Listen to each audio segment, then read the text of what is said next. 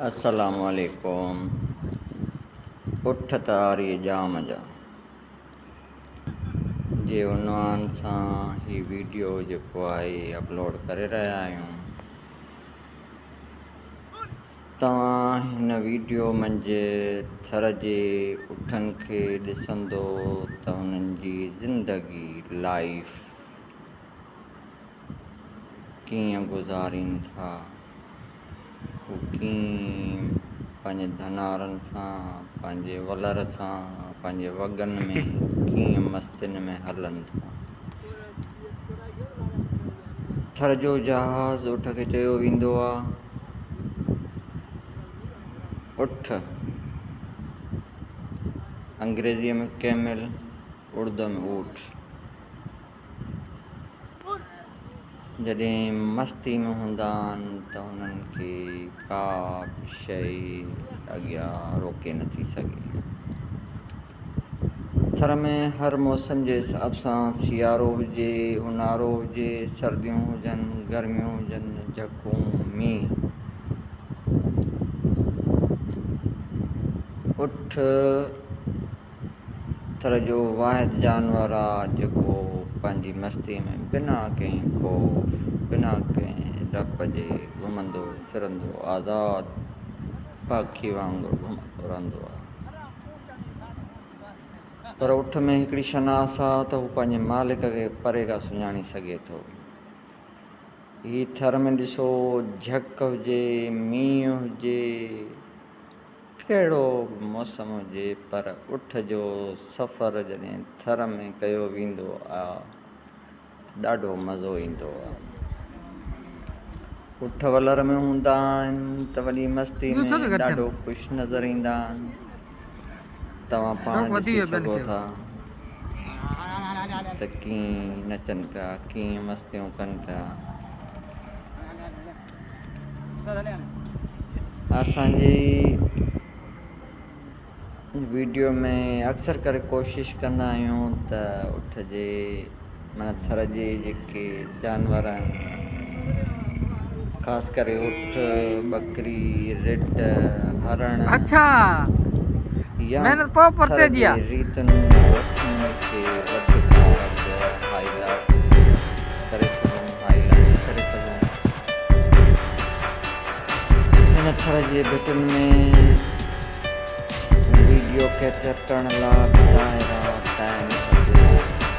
भिटियुनि में हलणु ॾाढो ॾुखियो आहे, पर जेके तव्हां दोस्त हिन वीडियो खे ॾिसो था त घटि में घटि असांजी महिनतुनि खे ॾिसी करे तव्हां दोस्तनि सां शेयर करियो, तव्हां हिनखे ॾिसो, लाइक करियो, कमेंट करियो। जेके असांजा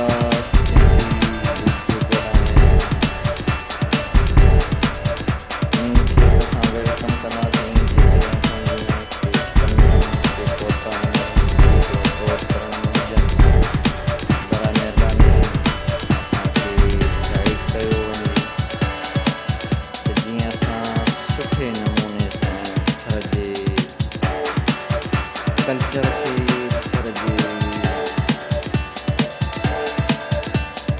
ट्रेडिशनल जेको चइबो आहे उनखे असां दुनिया लेवल ताईं आणे ॾेखारियूं।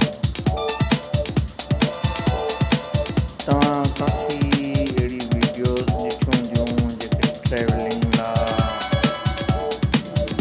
काफ़ी माण्हू लाइक कंदा आहिनि, पर जेके असांजा सिंधी दोस्त हिंद में हुजनि, सिंध में हुजनि, या दुनिया जे कोननि में किथे बि हुजनि, घटि में घटि जेके बि दोस्त सिंधी में वीडियो अपलोड कनि था, ख़ासि करे थर जे इलाइक़नि खे हू हाईलाइट कनि था। तव्हां उनखे वधि खां वधि ॾिसो, उनखे अॻिते दोस्तनि में शेयर करियो त जीअं थर जा माण्हू वाहिद चैनल यूट्यूब जे ज़रिए पंहिंजी कम्यूनिटी खे, पंहिंजे इलाइक़े खे, पंहिंजे थर खे हाईलाइट करण लाइ कोशिशि करे रहिया आहिनि। थर मंझि तव्हां ॾिसो केतिरो परे परे खां एक्सेप्ट करणु ॾाढो ॾुखियो हूंदो आहे, एतिरो आसान न हूंदो आहे। त ख़ुदारा तव्हां जेके बि आहियो सिंधी ॿोली सम्झो था, सिंधी ॿोली ॻाल्हायो था, इन शयुनि खे वधि खां वधि अॻिते वधायो त जीअं असांजो थर जो इलाइक़ो चाहे उहो बलूचिस्तान में हुजे, सरकारगर में हुजे, ओथर हुजे या हिंद सिंध जो जेको थर जो इलाइक़ो आहे, असां उनखे हाईलाइट करे सघूं। Thank U very much.